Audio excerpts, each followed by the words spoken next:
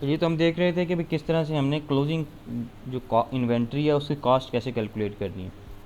तो सबसे पहले हमने क्या पढ़ा हुआ है, इसमें देखा है जो first in first out method है उसके तहत हमने जो पहले चीज़ परचेज़ की है वो पहले बेच देनी है। फर्स्ट वन यानी कि 5 यूनिट्स ये वाले हमने सेल आउट कर देने हैं, फिर ये सेल आउट कर देने हैं, और लास्ट में हमने जो हमारे पास जो यूनिट्स बचने चाहिए इन 8 यूनिट्स में से ये लास्ट वाले 5 यूनिट्स होने चाहिए, और इन सेकेंड टाइम जो परचेज़ किए थे 3 यूनिट्स इनसे हमें जो है हमारे पास रिमेनिंग होनी चाहिए।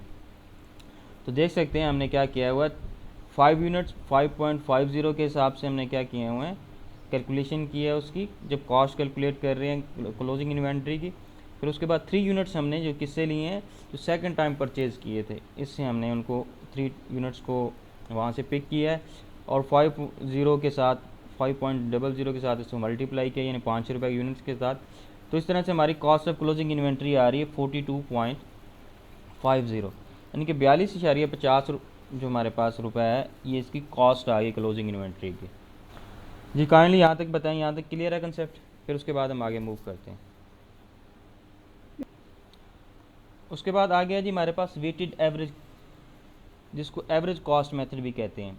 वेटेड एवरेज मेथड या एवरेज कॉस्ट मेथड जो हमारे पास ये है, उसमें हम क्या करते हैं, टोटल कॉस्ट की हम एवरेज निकाल लेते हैं। हमने एक बार परचेज़ किया, 2 बार, 3 बार या 5 बार या 10 बार, उन सब को जितनी बार में जितने यूनिट्स हमने परचेज़ किए हैं सब की प्राइस के साथ मल्टीप्लाई करके उनकी हम क्या निकाल लेते हैं, एवरेज निकाल लेते हैं। कॉस्ट के साथ मल्टीप्लाई तो हमने कर लिया, लेकिन उसके साथ क्या कि हम एवरेज निकालने के लिए नंबर ऑफ़ यूनिट्स के ऊपर हम क्या कर देते हैं, डिवाइड कर देते हैं। जैसे कि हमारे ये गिवन है 5, 5 एंड 5, ये हमारे पास 15 यूनिट्स बनते हैं।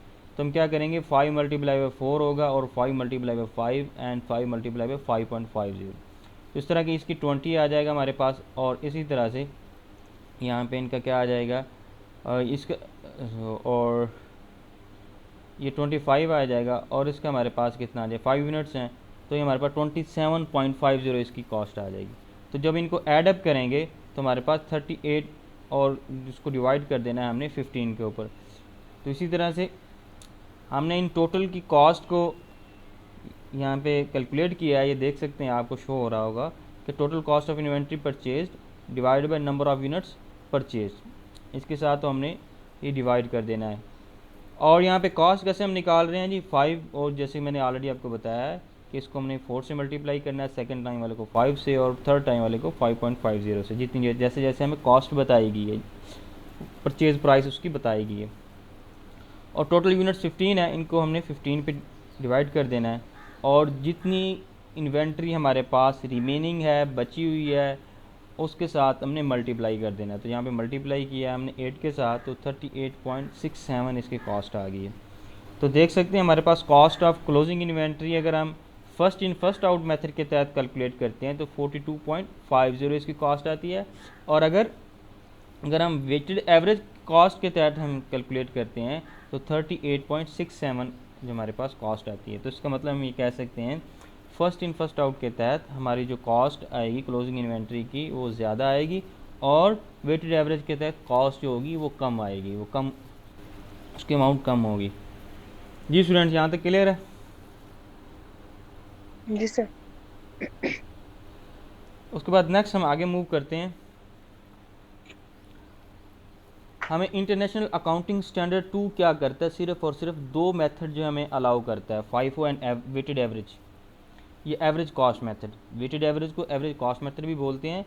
तो ये 2 मेथड हमें क्या किए जाते हैं, अलाउ किए गए। इन 2 मेथड को हमने लेके चलना है। किसी और मेथड, जैसा कि हमारे पास और भी बहुत सारे मेथड्स होते हैं, लास्ट इन फर्स्ट आउट जिसको लाइफो बोला जाता है, वो मेथड भी है बड़ा, उसको भी हम यूज़ करते होते हैं, लेकिन वो हमें क्या कहते हैं, वो उसके ऊपर बैन लगा दिया गया है, उसके लिए बिल्कुल इजाज़त नहीं है।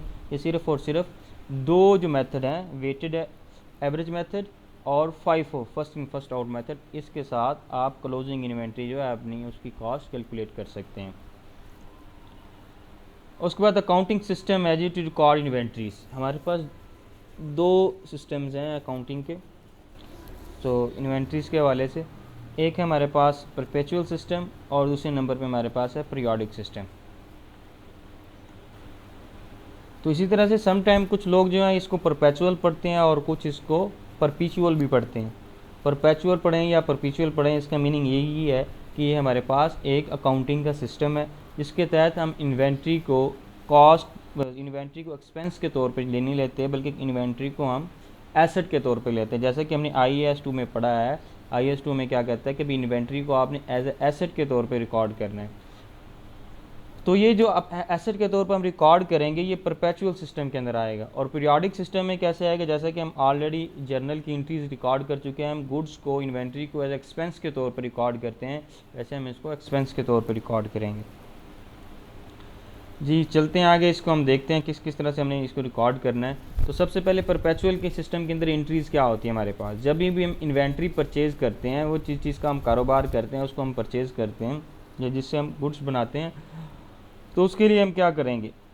तो सबसे पहले आपको पैरेंथेसिस के अंदर नज़र आ रहा है कि फर्स्ट लाइन के अंदर purchase is recognized as asset. हम जो कुछ भी परचेज़ कर रहे हैं एज इन्वेंट्री के तौर पर हम उसको एसेट के तौर पर रिकॉर्ड करेंगे, उसको रिकॉग्नाइज एसेट के तौर पे किया जाएगा। इन्वेंट्री, उसके लिए एंट्री क्या होगी हमारे पास, इन्वेंट्री परचेज अकाउंट डेबिट। अगर आपने बैंक के थ्रू पेमेंट किया है तो बैंक अकाउंट क्रेडिट होगा। अगर क्रेडिटर्स यानी उधार पे अगर आपने परचेज़ किया है तो क्रेडिटर्स अकाउंट जो है ये क्रेडिट होंगे। अगर आपने कैश पे किया होगा तो कैश अकाउंट क्रेडिट होगा। आगे नेक्स्ट हमारे पास 3 चीज़ें हैं, उन तीनों की एक ही एंट्री है। इशू करें हम, इशू से मुराद ये है कि आपने स्टोर से इशू किया और फैक्ट्री यूनिट में आया, वहाँ से चीज़ों को मैन्युफैक्चरिंग होनी है, या वेयर हाउस से जो है आपके पास आउटलेट पे आया है सेल होने के लिए, या फिर यूज़ आपने कर लिया है। कुछ इन्वेंट्री है जो प्रोडक्शन प्रोसेस में कोई और प्रोडक्ट बनाने के लिए हमारे पास इस्तेमाल होती है, ठीक है। अब फॉर एग्ज़ाम्पल आप कपड़ा बना रहे हैं जीन्स का, तो जीन्स के कपड़े को कलर करने के लिए कलर यूज़ होता है। कलर आपके लिए क्या है, ये भी एक इन्वेंट्री है, तो इन्वेंट्री में वो क्या होगा, वो इस्तेमाल कर लिया है हमने। नेक्स्ट है जी सेल ऑफ इन्वेंट्री। अगर सेल कर दें इन्वेंट्री की तो तब भी आपने यही एंट्री जो है इसको रिकॉर्ड करना होगा। कंजप्शन कॉस्ट अकाउंट डेबिट होगा या फिर cost of goods sold account, इन दोनों में से किसी एक अकाउंटिंग हेड को आपने क्या करना होगा, डेबिट करना होगा। कंजम्पशन कॉस्ट अकाउंट को डेबिट करेंगे या फिर कॉस्ट ऑफ गुड्स सोल्ड को अकाउंट को जो हम डेबिट करेंगे, और इन्वेंट्री परचेज अकाउंट को हम क्रेडिट कर देंगे क्योंकि इन्वेंट्री परचेज अकाउंट के अंदर कमी आ रही है। काइंडली इसके हवाले से बताएं कि परपेचुअल सिस्टम के अंदर जो एंट्रीज हैं इसकी समझ आ गई आपको? जैसे समझ आ गई, एक बार फिर रिपीट कर दे। अच्छा क्या चीज़ रिपीट कर दें? सर दोबारा से एक बार फिर समझा दे। अच्छा जी, हमारे पास ये 2 एंट्रीज़ हैं जिसके अंदर हमें ये बताया गया है कॉस्ट जो आपके पास परपेचुअल सिस्टम है, इसके तहत आपने सबसे पहले तो इन्वेंट्री को एज ए एसेट के तौर पर रिकॉग्नाइज करना है। और इन्वेंट्री जब भी परचेज़ करते हैं, जब भी हम कोई एसेट परचेज़ करते हैं या एसेट में इजाफा होता है तो उसको हम डेबिट करते हैं। तो इसलिए इन्वेंट्री परचेज अकाउंट डेबिट किया है और बैंक अकाउंट को या फिर क्रेडिटर्स अकाउंट को हमने क्रेडिट किया हुआ है, ठीक है। फिर उसके बाद जब भी आपका कोई एसेट उसके अंदर कमी आती है तो हम उसको क्रेडिट कर देते हैं। जब इशू कर देंगे या यूज़ हो जाएगा, ये सेल ऑफ इन्वेंट्री हो जाएगी, इसका क्या मतलब है कि आपके उस इन्वेंट्री या एसेट के अंदर कमी आ रही है, तो तब क्या करेंगे, इन्वेंट्री परचेज अकाउंट को हम क्रेडिट कर देंगे और उसके against cost of goods sold account या कंजम्पशन कॉस्ट अकाउंट, इन दोनों में से किसी एक को हम डेबिट करेंगे। जी तो ये हमारे पास नेक्स्ट सिस्टम है जी, पीरियोडिक सिस्टम में आ गया है। पीरियोडिक सिस्टम में हम किस तरह से इंट्रीज़ करते हैं, आपको जो अभी इंट्रीज सिखाई गई थी, इंट्रीज़ आपने किस तरह से रिकॉर्ड करनी है मिड के अंदर, तो बेसिकली वो पीरियोडिक सिस्टम के तहत ही आपको सिखाई गई थी कि पीरियोडिक सिस्टम ही यूज़ किया गया था, अभी किस तरह से आपने रिकॉर्ड करनी है। और पीरियोडिक सिस्टम के अंदर हम परचेजेस को यानी कि जितनी भी इन्वेंट्री आप ख़रीदते हैं उसको हम एज रिकॉग्नाइज करते हैं एज एक्सपेंस के तौर पर, ये एक्सपेंस है, ठीक है। और इसके लिए सबसे पहले जब और एक्सपेंस और एसेट के हवाले से हम ये पढ़ चुके हैं कि एसेट में जब कभी भी इजाफा होगा तो डेबिट करेंगे, इसी तरह से एक्सपेंस में भी जब कभी इजाफा होगा तो उसको डेबिट किया जाएगा या डेबिट के तौर पर रिकॉग्नाइज किया जाएगा। जब कभी कमी आएगी तो उसको फिर हम रिकॉग्नाइज करेंगे एज अ क्रेडिट करेंगे। जिस तरह कि अभी हमने लास्ट स्लाइड में देखा कि इन्वेंट्री में कमी आ रही है तो इन्वेंट्री को हमने क्रेडिट किया, इसी तरह से ऐसे परचेजेस के साथ भी ऐसा ही किया जाएगा। तो सबसे पहले फर्स्ट एंट्री है, जब हम ख़रीदते हैं उसको तो परचेज अकाउंट डेबिट होगा अगर हमने बैंक के थ्रू पेमेंट करके परचेज़ किया है तो बैंक अकाउंट को क्रेडिट करेंगे, अगर उधार पे ख़रीदा है तो क्रेडिटर्स अकाउंट को क्रेडिट किया जाएगा। उसके बाद है जी इशू, यूज़ या सेल ऑफ इन्वेंट्री। अगर हम सेल कर दें या फिर इशू कर दें या यूज़ कर लें तो पीरियाडिक सिस्टम के अंदर इसके लिए कोई एंट्री नहीं है। क्या हो गया जी, पीरियाडिक सिस्टम के लिए इसके लिए कोई भी इन्वेंट्री नहीं, एंट्री नहीं है, जर्नल एंट्री। लेकिन अगर नेक्स्ट हमारे पास है transfer of entry. Transfer entry क्या है जी, परचेज्ड एंड ओपनिंग इन्वेंट्री। इसके लिए ये होता है जी हमारे पास कि भी हम एक पीरियड से दूसरे पीरियड के अंदर इन्वेंट्री को ट्रांसफ़र करते हैं। एक अकाउंट से दूसरे अकाउंट में जब ट्रांसफ़र करते हैं तो उसके लिए हम क्या करते हैं, तो कुछ एंट्री हमें रिकॉर्ड करनी होती है। तो उसके लिए हम क्या करते होते हैं, cost of goods sold account को डेबिट करेंगे, ओपनिंग इन्वेंट्री अकाउंट को क्रेडिट करेंगे और परचेज अकाउंट को भी क्रेडिट किया जाएगा। क्या होगा जी, cost of goods sold account को डेबिट करेंगे और ओपनिंग इन्वेंट्री अकाउंट को क्रेडिट किया जाएगा, परचेज अकाउंट को क्रेडिट किया जाएगा। तो नेक्स्ट है जी adjusting entry for closing inventory. इसको एडजस्टिंग एंट्री जो हमारे पास ये है कि हम, तो उसके लिए क्या होगा, क्लोजिंग इन्वेंट्री अकाउंट डेबिट होगा और cost of goods sold account को क्रेडिट किया जाएगा। तो ये 4 एंट्रीज़ हैं हमारे पास, इनको आपने जहन में रखना है और ये इन एंट्रीज़ के साथ अभी हमारा वास्ता पढ़ना है। तो इसकी तरफ आगे चलते हैं जी हम। अब normal loss and normal loss of inventory की तरफ। एक होता है अब नॉर्मल लॉस और एक होता है जी हमारे पास नॉर्मल लॉस। अब नॉर्मल लॉस कौन सा होता है, ये अब नॉर्मल लॉस ये होता है जी आपके पास कि आप उसको कंट्रोल नहीं कर सकते। क्या नहीं कर सकते, कंट्रोल नहीं कर सकते। जिस तरह के कुछ गुड्स आपके पास आए हैं, इससे क्या कहते हैं जी, ट्रांसपोर्ट के ज़रिए किसी भी आप डिस्पैच कर दी गई हैं, लेकिन रास्ते में क्या होता है कि भाई वो चीज़ें उठाते करते जो है वो उनसे टूट जाती हैं, या फिर रोड जो है वो ठीक नहीं है तो पैकिंग के अंदर ही वो चीज़ें टूट गई हैं। या फिर आपको इसकी एग्जांपल मैं देता जाऊं कि जैसा कि पेट्रोल है या फिर डीजल है, ये इस तरह क्या होता है, ये इवेपोरेट होते हैं, ये गैस है, क्यों इनकी जो हुजम होता है, इनकी जो क्या कहते हैं मिकदार होती है, इसमें कमी आ जाती है। तो इस मिकदार के अंदर कमी का आना जो है ये नेचुरल बात है, ये रूटीन की बात है। इसको हम क्या कहेंगे, नॉर्मल लॉस बोला जाएगा। और अब नॉर्मल लॉस क्या है जी, टैंकर को एक्सीडेंट हो गया और तेल जो है वो बह गया, और इसी तरह से या जैसे कि कुछ सामान आपने मंगवाया, एक्सीडेंट हो गया, या जो उतारते वक्त या लोडिंग या अनलोडिंग करते वक्त जो मज़दूर हैं उनसे गिर के टूट गया, तो हमारे पास किस में आएगा, अब नॉर्मल लॉस में आएगा। तो परपेचुअल सिस्टम में क्या होगा जी हमारे पास, अब नॉर्मल लॉस अकाउंट को डेबिट करेंगे, इन्वेंट्री अकाउंट को क्रेडिट किया जाएगा। और पीरियोडिक सिस्टम में भी ऐसा ही है, अब नॉर्मल लॉस जो अकाउंट है हमारे पास वो डेबिट होगा और परचेज अकाउंट को क्रेडिट किया जाएगा। जबकि परपेचुअल सिस्टम में नॉर्मल लॉस की एंट्री तो है और पीरियोडिक सिस्टम में नॉर्मल लॉस की कोई भी एंट्री नहीं है।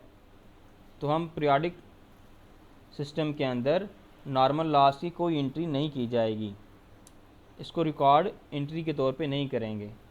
जबकि परपेचुअल सिस्टम में इसके लिए हम करेंगे cost of goods sold account debit और इन्वेंट्री अकाउंट क्रेडिट, यानी कि cost of goods sold debit करेंगे और इन्वेंट्री अकाउंट को हम क्या कर देंगे, क्रेडिट कर देंगे।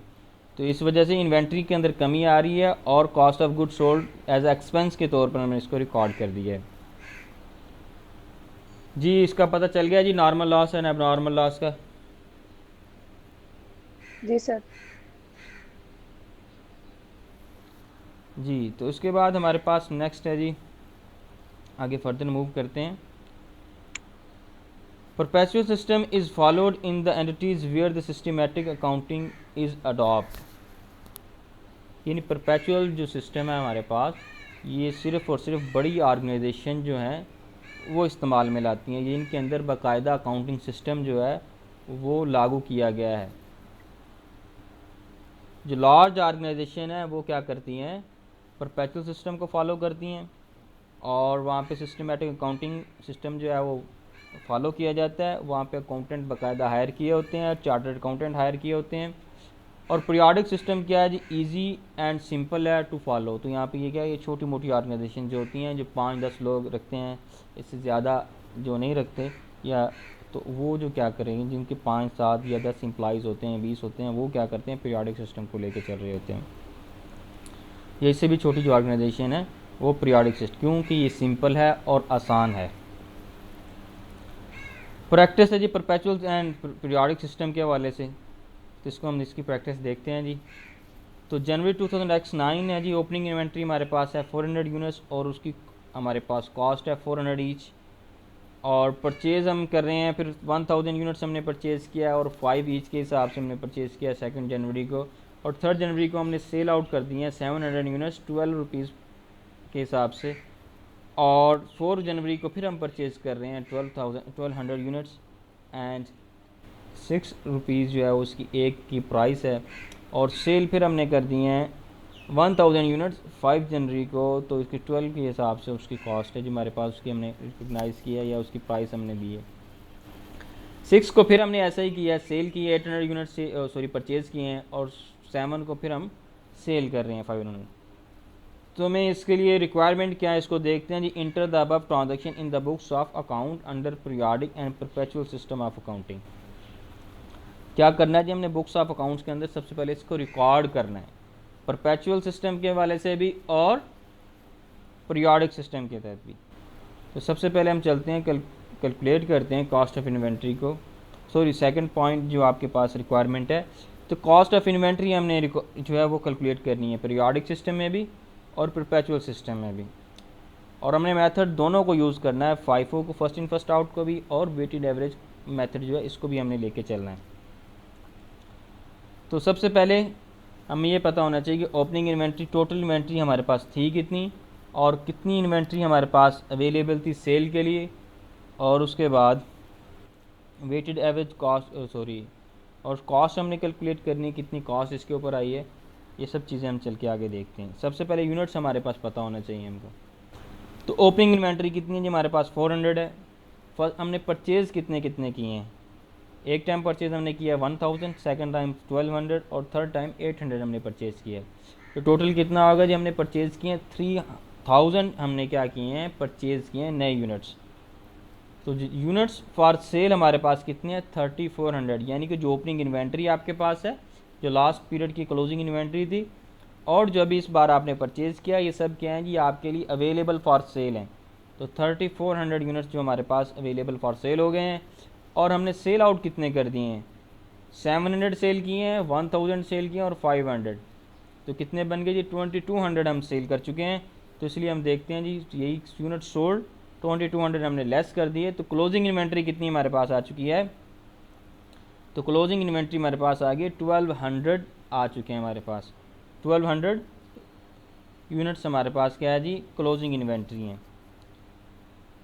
ये तो हो गया। उसके बाद सेल हमने किया, सेल की हमने अमाउंट कैसे कैलकुलेट करनी है, 700 हमने एक बार किए 12 के हिसाब से, और 1000 फिर हमने सेल किए हैं 12 के हिसाब से, और 500 फिर 12 के हिसाब से हमने सेल किए हैं।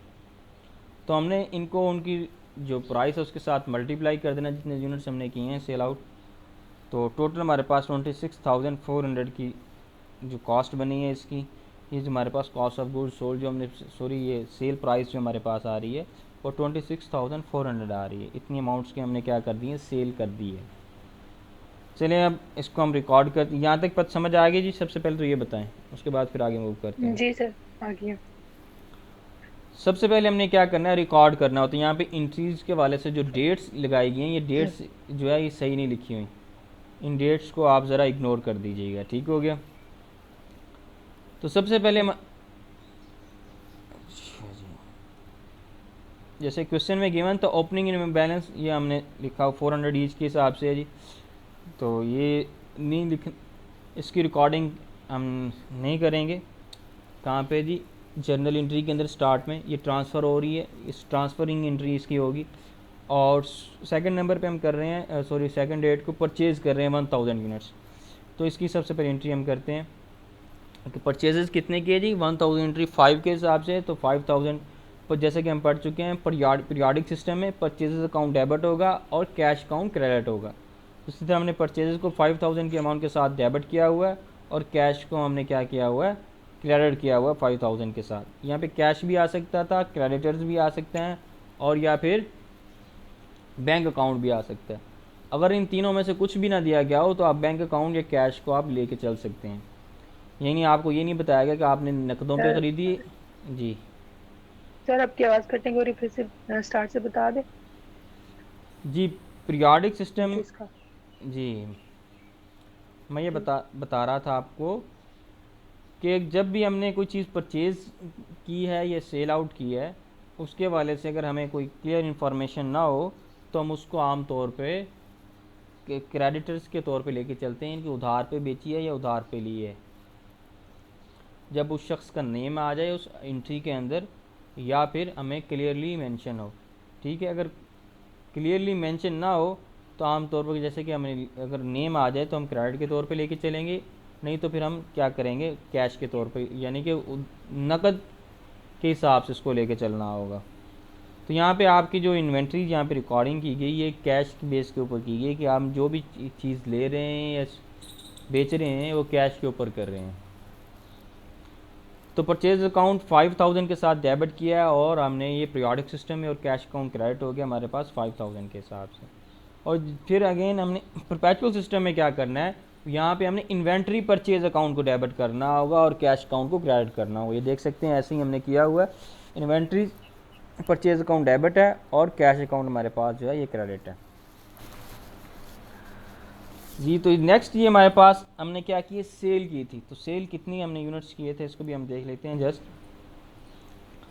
हमने 700 यूनिट सेल किए हैं 12 के हिसाब से। तो इसकी जो प्राइस बन रही है इनकी वो बन रही है हमारे पास कॉस्ट सॉरी इसकी जिस प्राइस पे हमने किया है वो 8400 है। तो सेल्स की जो वैल्यू हमारे पास आएगी, तो इसलिए हमने cash account debit and sales account जो क्रेडिट होगा ये पीरियोडिक सिस्टम के अंदर दोनों के तहत हमने ये एंट्री करनी होगी, कैश डेबिट और सेल्स अकाउंट क्रेडिट।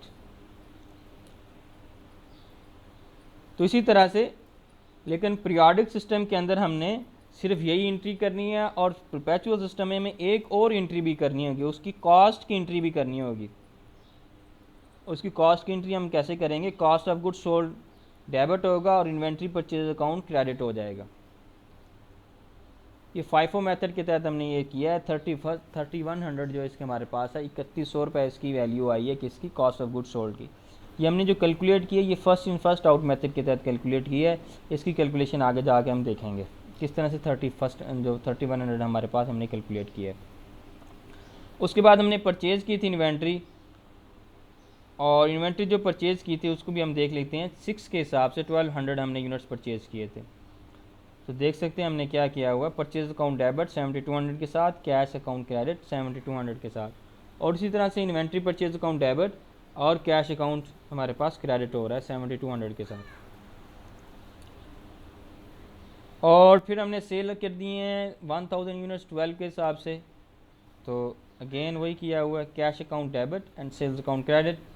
और कैश फिर हमारे पास पीरियोडिक सिस्टम और परपेचुअल सिस्टम में दोनों में यही सेम एंट्री होगी, लेकिन परपेचुअल सिस्टम में एक और मज़ीद एंट्री हमने कौन सी करनी है, cost of goods sold debit 5300 के साथ and inventory purchase account credit हो गया हमारे पास 5300 के साथ। ये भी हमने किसके तहत किया जी, फाइफो मेथड के तहत हमने इसको रिकॉर्ड किया, इसकी कॉस्ट को। और नेक्स्ट हमने क्या किया था, परचेजेस फिर की थी 5600 की और कैश अकाउंट फिर के तहत। तो यानी कैश बेस पे हमने फिर परचेज़ किए हैं, तो परचेज अकाउंट डेबिट होगा और कैश अकाउंट क्रेडिट। और फिर परपेचुअल सिस्टम में क्या होगा, inventory purchase account debit and cash account credit 5600 के साथ। अगेन हमने सेल किया है 12 के हिसाब से। तो कैश अकाउंट डेबिट है और सेल्स अकाउंट जो आपके पास है जी 6000 हमारे पास हो गया।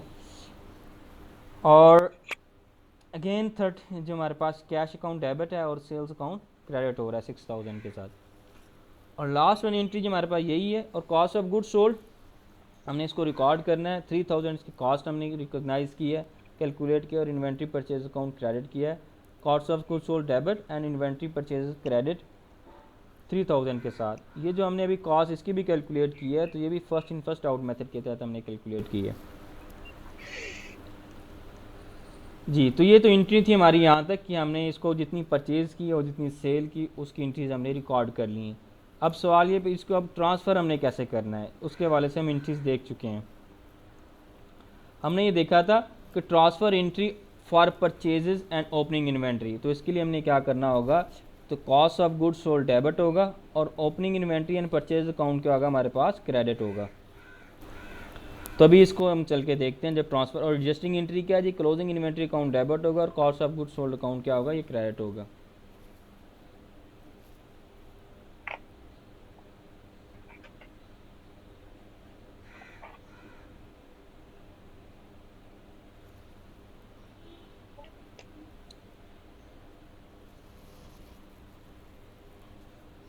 एक मिनट प्लीज़ वेट कीजिएगा।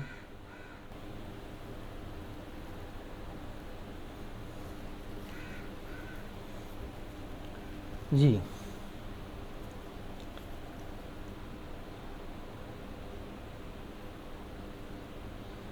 तो सबसे पहले हम क्या कर रहे हैं, ओपनिंग जो हमारे पास है इसको हमने क्या करना है, ट्रांसफ़र करना है। तो कॉस्ट ऑफ गुड्स सोल्ड 1600 हमारे पास है, जैसे कि हमारे पास गिवन था कि हमने 4 के हिसाब से इसको परचेज़ किया था। ईच यूनिट को हमारे पास कितने यूनिट्स पड़े थे, 400 यूनिट्स थे और एक की प्राइस 4 थी, तो 1600 हमारे पास था। तो cost of goods sold debit 1600 के अमाउंट के साथ एंड ओपनिंग स्टॉक हमारे क्रेडिट किया 1600 के अमाउंट के साथ। अगेन फिर परचेजेस के हवाले से परचेजेस को ट्रांसफ़र करना है, तो परचेज को हमने ट्रांसफ़र किया है, तो उसकी अमाउंट हमारे पास थी 17,800 हमने इसके साथ परचेज़ किया था। जिस तरह के हमें ये गिवन है कि परचेज़ हमने 5 के हिसाब से किए, फिर 6 के हिसाब से और फिर इस तरह, अगर इनकी टोटल हम कैलकुलेट करें तो हमारे पास 17,800 अमाउंट आती है। 17,800 की अमाउंट के साथ हमने परचेज़ को क्या कर दिया है, क्रेडिट कर दिया और कॉस्ट ऑफ गुड्स सोल्ड को हमने डेबिट कर दिया। हम ये क्या चीज़ हम कर रहे हैं, ये ट्रांसफ़र की एंट्री कर रहे हैं।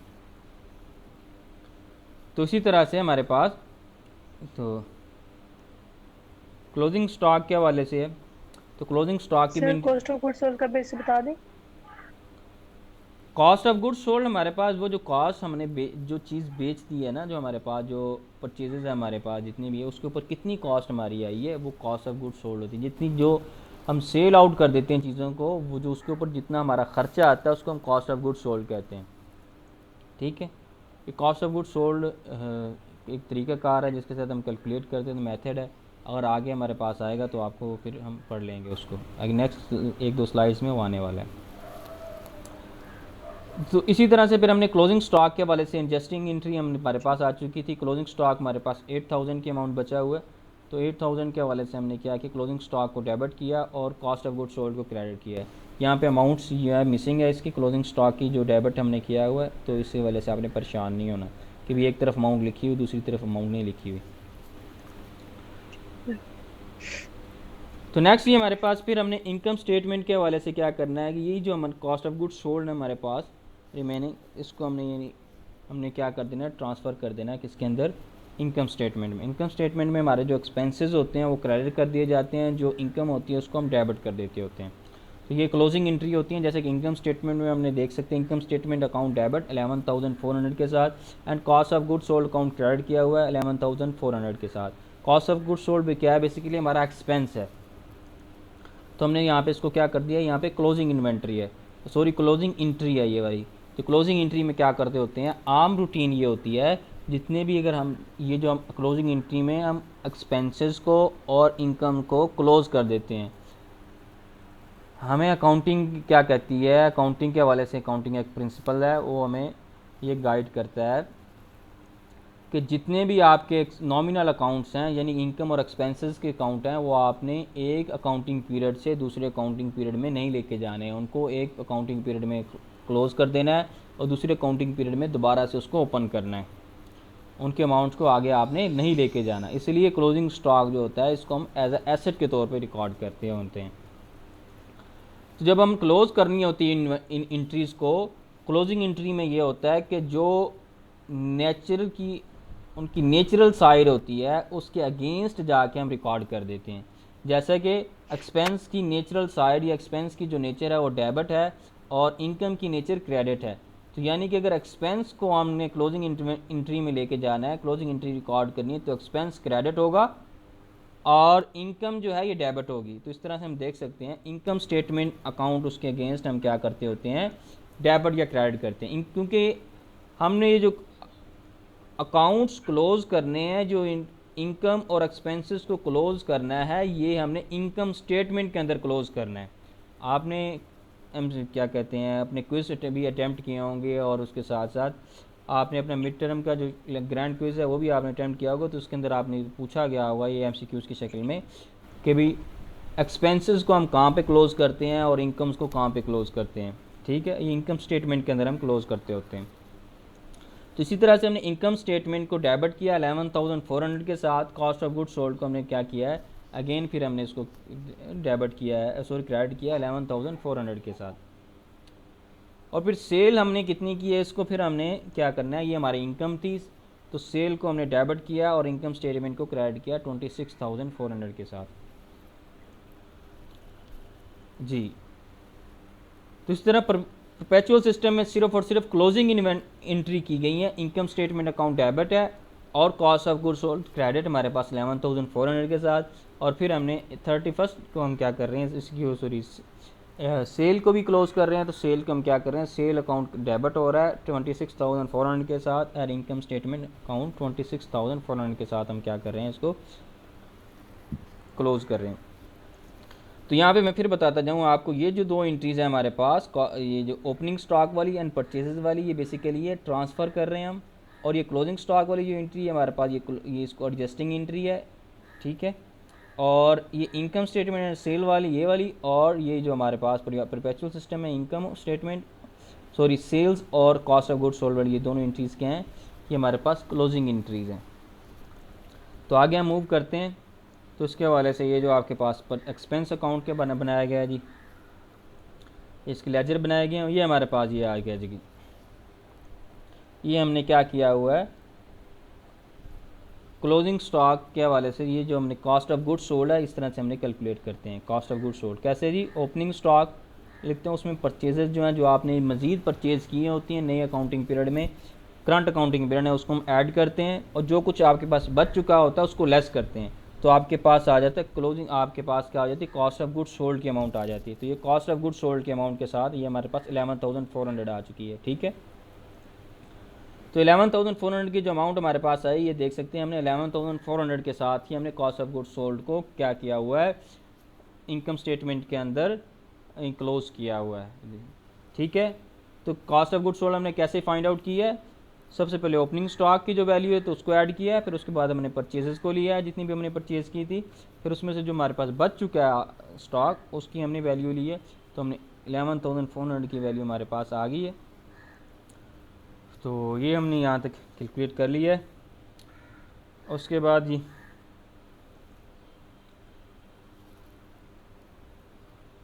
ये कॉस्ट ऑफ गुड्स सोल्ड हमने निकाला हुआ पीरियोडिक सिस्टम के तहत। ये आपको जो लेजर जो हैं ये फिर हम बाद में इसको देखेंगे, अभी फ़िलहाल इसको तरफ नहीं जा रहे क्योंकि ये थोड़े से लेंथी हैं, और अगर आपके कंसेप्ट लेजर उसके जर्नल और लेजर की क्लियर हैं तो तभी आपको समझ आएंगे, अदरवाइज़ आपको ये समझ भी नहीं आने वाले। तो इसीलिए मैं आगे चल रहा हूँ। FIFO मेथड में हम कैसे हमने इसकी कैलकुलेशन की है। सबसे पहले तो क्लोजिंग इन्वेंट्री है जी हमारे पास, यूनिट्स रिमेंड अनसोल्ड है हमारे पास 1200। तो 1200 में से हम देख सबसे पहले लास्ट परचेज़ हमारे पास कितनी की है, ये हम सबसे पहले देख लें। लास्ट परचेज़ हमने की है लास्ट परचेज़ की है हमने 500 यूनिट्स की 12 ईच के हिसाब से, और उससे पहले हमने परचेज़ किए हैं 1000 यूनिट्स 12 ईच के हिसाब से। तो हमारे पास रिमेनिंग जो इन्वेंट्री पड़ रही है बची हुई है वो हमारे पास है 1200 तो लास्ट वाली हमारे पास 500 यूनिट्स चाहिए, तो हम पूरे के पूरे यहाँ से हम अमाउंट को पिक कर लेंगे, यानी कि 12 को हम 500 के साथ मल्टीप्लाई करेंगे 12, यानी 6000, ये तो आपकी वैल्यू आ गई इसकी। और ये तो हमारे पास 500 है, 1200 तो पूरे नहीं हो रहे, तो बाकी 700 हम कहाँ से पुट करेंगे, तो बाकी 700 हम यहाँ से जो 5 में हमने परचेज़ की थी 5 जनवरी को, वहाँ से हम लेंगे कितने 700, तो 700 को किससे मल्टीप्लाई किया जाएगा 12 के साथ। तो इस तरह से हम इसकी कैलकुलेशन करेंगे। हम पढ़ चुके हैं कि फर्स्ट इन फर्स्ट आउट में क्या होगा, जो पहले चीज़ ली है वो पहले बेचेंगे, जो बाद में लिया उसको बाद में बेचा जाएगा। तो इसीलिए तो ये पहले हमने ये 700 सेल किए, फिर उसके बाद इन जो 1000 यूनिट्स में से हमने कितने सेल किए हैं 300। तो इस तरह से हमने इसको करना होगा।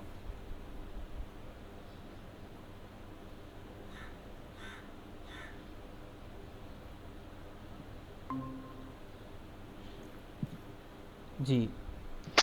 तो इस तरह से हमने इसकी क्या की है, कॉस्ट रिकॉर्ड की है, सॉरी कैलकुलेशन की है। तो ये देख सकते हैं हमारे पास क्लोजिंग इन्वेंट्री के वाले से हमारे पास 12 यूनिट रिमेन जो अनसोल्ड है 800।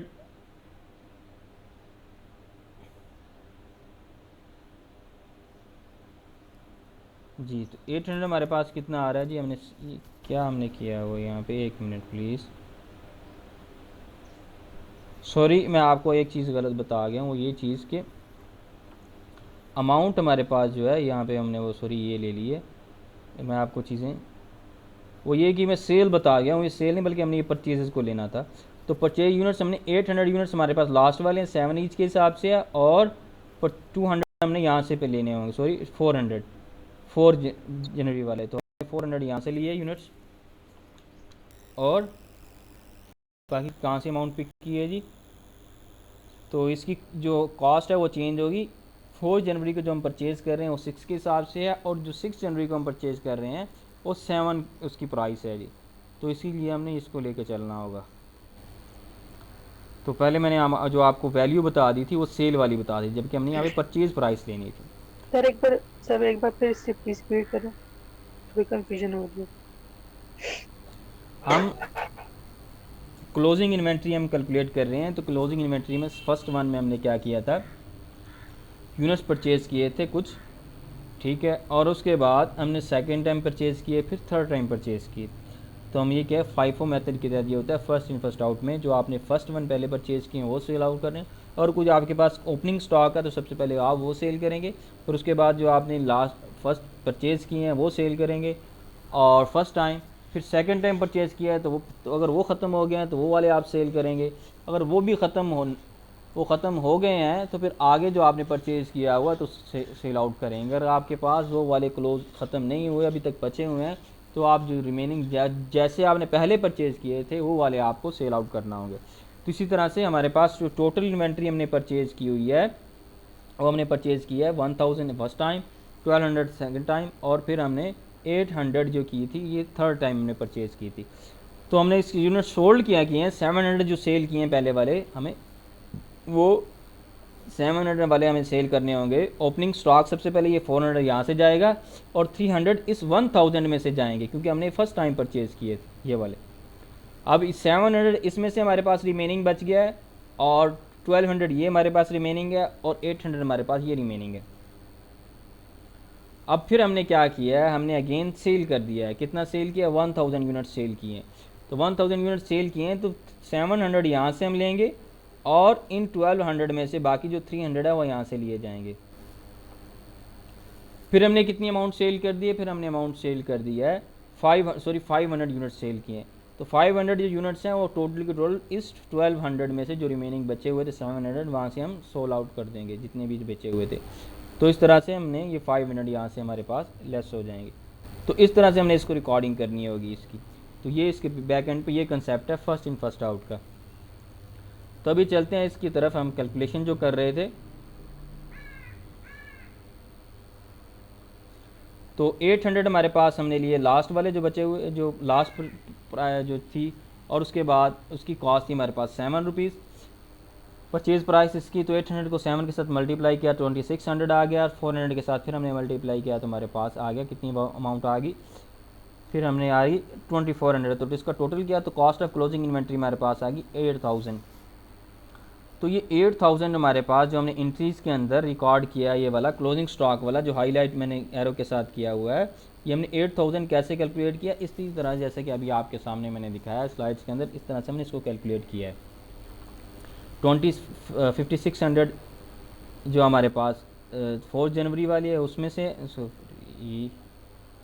जी 4 जनवरी वाली में से हमारे पास कितनी है जी 5600 की अमाउंट के बचे हुए हैं, और 8 जनवरी में से हमारे पास टोटल जितने भी हैं वो बचे हुए हैं 5600, यानी कि जितनी की अमाउंट से बचे हुए हैं।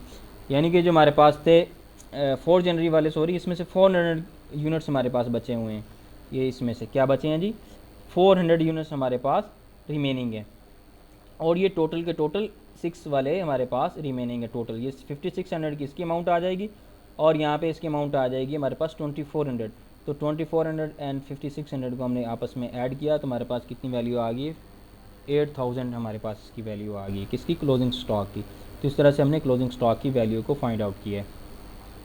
तो यहाँ पे जो हमारे पास आ रहा है, जब हमने कॉस्ट ऑफ गुड्स सोल्ड को फाइंड आउट किया है, तो यहाँ पे ये जो ओपनिंग स्टॉक 1600 है और परचेज 17,800 और क्लोजिंग स्टॉक की जो वैल्यू आई हुई है, ये हमारे पास किसके तहत आई है, first in first out method के तहत हमने कैलकुलेट की हुई है।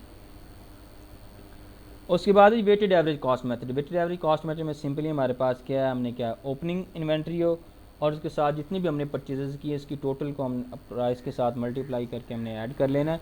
तो हमारे पास गिवन है तो 1600 है, तो हमने परचेजेस ऑलरेडी हम कैलकुलेट कर चुके हैं, 17,800 की अमाउंट है और हमारे पास टोटल यूनिट्स कितनी हैं जी, 400 हमारे पास ओपनिंग है और 3000 टोटल जो हमारे पास दूसरे हैं, तो 400 हमारे पास के यूनिट्स है, तो इसके ऊपर हमने मल्टीप्लाई किया तो 5.7058 इसकी हमारे पास पर यूनिट कॉस्ट आ गई है।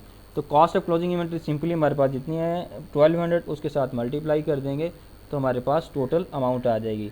देख सकते हैं जी 5.7 के साथ हमने 058 के साथ मल्टीप्लाई किया तो 6,847 की अमाउंट आई है, किस चीज़ की जी, क्लोजिंग स्टॉक की। तो इस तरह से हम क्लोजिंग स्टॉक की एवरेज कॉस्ट मेथड के तहत हमने उसकी वैल्यू कैलकुलेट कर ली है। तो FIFO के तहत जो उसकी कॉस्ट है, जो उसकी कैलकुलेशन है क्लोजिंग इन्वेंट्री की, वो उसकी अमाउंट ज़्यादा आएगी, उसकी वैल्यू ज़्यादा आएगी, जबकि वेटेड एवरेज कॉस्ट या एवरेज कॉस्ट मेथड के तहत उसकी वैल्यू क्या आएगी, कम आएगी। Perpetual system gives us balance of inventory after each information of movement in inventory. Periodic system tell us inventory balance after the end of reporting period only. Perpetual system जो है आपका, ये आपका जब भी आप कोई एंट्री रिकॉर्ड करेंगे, सेल करेंगे, जब भी आप कोई अमाउंट जितनी भी हम सेल आउट करेंगे तो फ़ौरन से आपको उसका बैलेंस बताएगा कि इतनी बैलेंस की आपके पास रिमेनिंग है, इन्वेंट्री की मूवमेंट आपको बताई जाएगी। देखिए पीरियोडिक सिस्टम में क्या होगा कि end of the reporting period में ही आपको ये सब कुछ बताया जाएगा, इससे पहले आपको नहीं बताया जाएगा इन्वेंट्री का बैलेंस कितना है और कितना नहीं है जी। तो ये आगे क्वेश्चन गिवन है इनको, इंशाल्लाह फिर इसकी हम कल प्रैक्टिस करेंगे। तो आज के लिए इतना ही है। तो इस हवाले से कोई आपका क्वेश्चन है तो काइंडली